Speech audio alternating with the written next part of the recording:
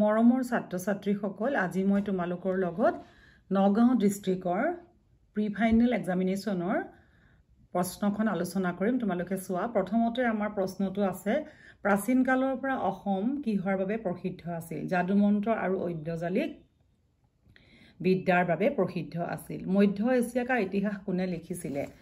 ৰাহুল সংকৃতায়নে। তাৰপিছত চোৱা, এজন সফল উদ্যোগী হ'বলৈ হ'লে কি কি গুণৰ প্ৰয়োজন? তোমালোকে জানা, সেইকেইটা আমি কালিও আলোচনা কৰিছিলোঁ। লিখিবা তোমালোকে সেইকেইটা: ধৈৰ্য, একাগ্ৰতা, সময়ানুৱৰ্তিতা, নিয়মানুৱৰ্তিতা, আত্মবিশ্বাস আৰু হাৰ নমনা মনোবৃত্তি। লেখকে ভাৰত বুৰঞ্জীক কিয় ৰাজ্যৰ উত্থান পতন ভগাগহাৰ সবিশেষ বুৰঞ্জী বুলি কৈছে? বুৰঞ্জীয়ে বিভিন্ন সময়ত আমাক যিখিনি আমাৰ ভাৰতত সোমাই উত্থান পতন কৰিছিলে সেইখিনি তোমালোকে লিখিবা 2 নম্বৰৰ কুৱেশ্যনৰ এনচাৰৰ কাৰণে। আৰু এই গোটেইবোৰ হ'ল স্বতঃপ্ৰণোদিত হোৱা প্ৰক্ৰিয়া। কথাষাৰ অন্তৰ্নিহিত ভাৱটো বুজাই লিখা। ইয়াৰ কুৱেশ্যনো মই তোমালোকক দি থৈছোঁ, সেইখিনি তোমালোকে কৰিবা। আৰু ইয়াৰ পিছত আমি চাওঁ যে ছাত্ৰ ছাত্ৰীসকলে উদ্যোগী হিচাপে মানসিকভাৱে প্ৰস্তুত কৰি ৰাখিবলৈ কি কৰিব পৰা যায়। তোমালোকৰ নিজক যেতিয়া উদ্যোগী হিচাপে তোমালোকৰ মনটোত তোমালোকে কথাবোৰ জানিব লাগিব, অন্যান্য জ্ঞানবোৰ তোমালোকে ল'ব লাগিব, পঢ়া শুনাৰ লগতে তোমালোকে হাৰ নামানিব লাগিব। তেনেকুৱা যিখিনি আছে সেইখিনি তোমালোকে নিজৰ কথাৰে লিখিব লাগিব যে তোমালোকক আমি কেনেকৈ শিকাওঁ আৰু তোমালোকে সেইধৰণে শিকিবলৈ চেষ্টা আৰু যত্ন কৰিব লাগিব। ভাৰতীয় ভৌগোলিক জীৱন বৈচিত্ৰ্যময়, কথাষাৰ মুকলিকৈ লিখা। সেইখিনি আমাৰ সেই কুৱেশ্যনটো মই লিখাই থৈছোঁ, সেইটো তোমালোকে কৰিবা। ইণ্টাৰনেটত সঘনাই ব্যৱহাৰ হৈ থকা www জানিবলৈ কুঁৱলীয়ে ক'ত সন্ধান কৰিলে? গুগলত। মাউণ্ট এভাৰেষ্টত অৰুণিমা সিনহাই কেতিয়া আৰোহণ কৰিছিলে? 2013 চনৰ 21 মে'ত। ইমানখিনিলৈ আৰ্হি আৰু উভতি যাবলৈ যোৱাৰ প্ৰশ্ন নুঠে। কোনে কৈছিলে? অৰুণিমা সিনহাই কাক কৈছিলে? শ্বেৰপা। কুঁৱলীয়ে এইষাৰ কথাই কুঁৱলী মনত শংকাৰ সৃষ্টি কৰিছিলে। কি কথাই কুঁৱলী মনত শংকাৰ সৃষ্টি কৰিছিলে? তোমালোকে সেইটো কথা লিখিব পাৰিবা, এইটো জানা। আৰু তাৰপিছত চোৱা, একোগৰাকী ব্যক্তিয়ে নিজৰ প্ৰতিভাৰে জাতীয় জীৱনত জিলিকি উঠা আন সহস্ৰজনৰ আশাৰ বাবে আশা আৰু প্ৰেৰণাৰ বতৰা কঢ়িয়াই আনে। কথাষাৰ জ্যোতিষতাৰ অৰুণিমা সিনহাৰ জীৱনৰ আধাৰত বুজাই লিখা। তোমালোকে লিখিবা আৰু তেওঁৰ জীৱনত যিখিনি ঘটিলে, তাৰপিছতে তেওঁ কি কৰিলেগৈ, সেইখিনি কথাৰ পৰা আমাৰ কিমান অনুপ্ৰেৰণা পাইছা তোমালোকে সেইখিনি। তাৰপিছত আমি গ'লোঁ যে কোনখন গ্ৰন্থৰ বাবে অনুৰাধা শৰ্মা পূজাৰীয়ে অসম সাহিত্য সভাৰ কুমাৰ কিশোৰী সোঁৱৰণী বঁটা কুমাৰ কিশোৰ লাভ কৰিছিলে? চাহেবপুৰা বৰষুণ। শ্ৰীনিবাদী কি? নোবেল বঁটা বিজয়ী। তেওঁ মানৱ অধিকাৰৰ ওপৰত বাৰু কৰিছিলে, কিন্তু তেওঁ হৈছিলে কি মেইন তোমালোকে সুধিলে নোবেল পুৰস্কাৰ বিজয়ী বুলি ক'লেও হ'ব। কাজিৰঙালৈ যাবলৈ ওলাওঁতে পাহি আৰু পলক মাক আৰু দেউতাকে কি উপদেশ দিছিলে? যিখিনি সাধাৰণতে দিওঁ এইখিনি জানা নহয়, এইটো সৰু প্ৰশ্ন লিখিবা। কাজিৰঙা ৰাষ্ট্ৰীয় উদ্যানত পল আফতাবহঁত বিপদত পৰিছিলে, সিহঁতক কোনে উদ্ধাৰ কৰিছিলে এই বিপদৰ পৰা? সেই লিখিবা। মাছ মাৰিবলৈ অহা ছোৱালীকেইজনী যে, সেইখিনি লিখিবা। তেহৰানৰ প্ৰাকৃতিক অৱস্থা কেনেকুৱা লিখিবা। আৰু তাৰপিছত চোৱা, বান্ধৱ বুলি কাক সম্বোধন কৰিছে? হৰি। কোনবোৰ গীতৰ সৈতে জিকিৰ গীতৰ সাদৃশ্য আছে? দেহ বিচাৰ, টোকাৰী গীত। বৰগীতৰ 2টা লক্ষণ লিখিবা, সেইটো কালিও আলোচনা কৰিলোঁ। জিকিৰৰ বিষয়ে লিখিবা। তাৰপিছতে চোৱা, সজাৰ মইনাটিৰ অনেক যুগুটি দেওমাৰি পাৰ হ'লে এৰিলে প্ৰীতি। সেইখিনি কথা আছে, আমি আলোচনা কৰি থৈছোঁ। প্ৰকৃতি কোনে আদৰি আনিলে বুলি কৈছে? তাৰপিছতে অসমৰ স্বৰ্গদেৱে কিহৰে দেউল সাজিছিলে? হাঁহ কণী আৰু চাউলেৰে। গল্প আৰু কল্প নামৰ গল্পপুথিখন কাৰ?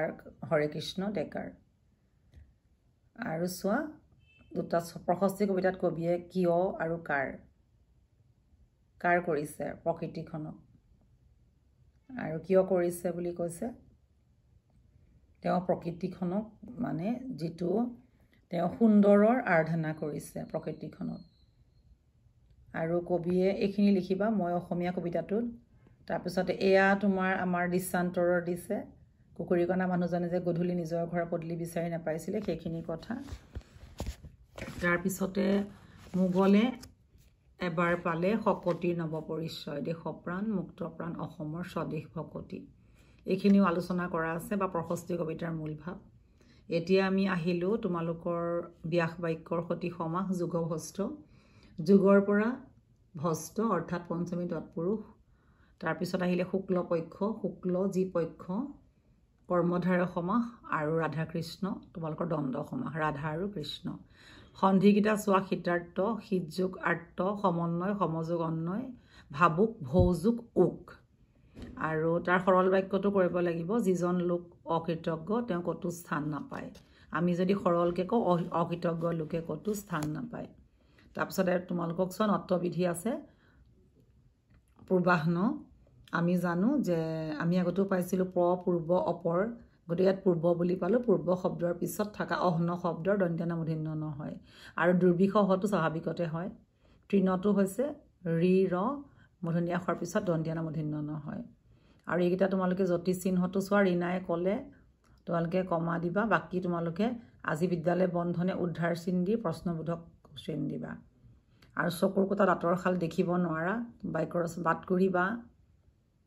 বাট কৰিবা মানে কষ্ট কৰা আৰু ভিৰাই লোৱাৰ মানে উভতি দৌৰা আৰু এইকেইটা বিপৰীত শব্দ চোৱা পাৰ্শ্ব প্ৰাচীন দ্ৰুত মন্থৰ আৰু উৎকৃষ্ট নিকৃষ্ট যাক পাবলৈ টান দুৰ্লভ মাটিৰে নিৰ্মিত মৃন্ময় যি কথাৰ অৰ্থ নাই নিৰৰ্থক আৰু এইকেইটা খঙাল খংযোগ আলপত্ৰয় সাৰুৱা সাৰযোগ দেই ৱাপত্ৰয় মিছলীয়া মিছযোগ অলিয়াপত্ৰয় আৰু সমাৰ্থক দাহটো দেখিছা নহয় সৎকাৰ বেথাটো বেদনা তৰংগটো ঢৌ বাকী তোমালোকে এপ্লিকেশ্যনখনেই কৰিবা দেই এপ্লিকেশ্যন কৰিলে তোমালোকৰ মাৰ্কছটো পাবলৈ ভাল হ'ব তাৰপিছত তোমালোকৰ ৰচনা চোৱা পৰিৱেশ প্ৰদূষণ আৰু ইয়াৰ প্ৰতিকাৰ তোমাৰ বিদ্যালয় বঁটা বিতৰণী সভা দৈনন্দিন জীৱনত বিজ্ঞানৰ প্ৰভাৱ বৈচিত্ৰ্যময় অসমৰ ছেম কুৱেশ্যন তোমালোকে কৰিবা অৰ্জুনৰ ধনুকৰ নাম গান্ধীব ধান্য কটক বিশ্ববিদ্যালয় অমৰাৱতী নগৰত ভট্টদেৱৰ দুটা বৈশিষ্ট্য লিখিব দিছে গদ্যৰ ধুনীয়া আছে ভট্টদেৱৰ গদ্যৰ বৈশিষ্ট্য দুটা লিখিব পাৰিবা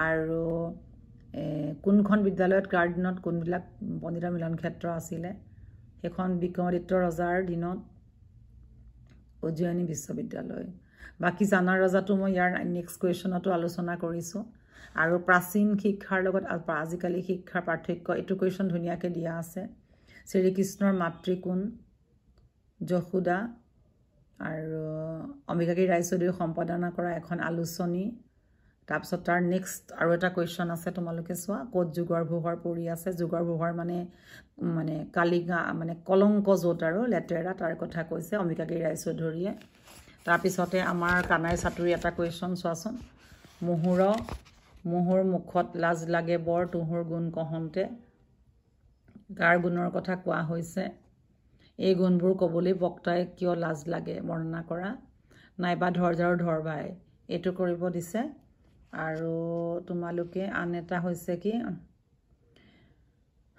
শুদ্ধ বাক্য মই তোমাক ৰখি থাকিম নহয় ৰৈ থাকিম মই তোমালৈ ৰৈ থাকিম পৰি উপসৰ্গ শুদ্ধ বাক্য লিখিবা আৰু পৰিষ্কাৰ পানী খাব লাগে মই আজিলৈ আহোঁ অনুসৰ্গ আহোঁ দেই এনেকৈ দিবা দেইটো আৰু সমাৰ্থক শব্দ আছে সহস্ৰ আৰু বিমংগল এইকেইটা কৰিবা কৰাই থোৱা আছে সহস্ৰ মানে বহুত আৰু বিমংগল মানে অমংগল আৰু তাসম্বাক তাৰপিছত বাইলা বজালে কিহৰ এইকেইটা আৰু তাৰপিছত তোমালোকৰ আছে দুলৰি ছবি আৰু জোনা এইকেইটা মানে তোমালোকৰ চন্দ্ৰ গতিকে মৰমৰ ছাত্ৰ ছাত্ৰীসকল তোমালোকে নিশ্চয় উপকৃত হ'বা এই প্ৰশ্নখিনি চালে তোমালোকৰ গোটেই পৰীক্ষাৰ প্ৰশ্নই মানে কমন পৰিব কিবা থাকিলে তোমালোকে কমেণ্ট কৰি মোক সুধিবা নেক্সট আমি বেলেগ আলোচনা কৰিম তোমালোকে এটা লাইক কৰিব নাপাহৰিবা দেই মই তোমালোকক ৰিকুৱেষ্ট কৰিছোঁ আৰু তোমালোকে নতুনকৈ অহাসকলে ছাবস্ক্ৰাইব কৰিবা থেংক ইউ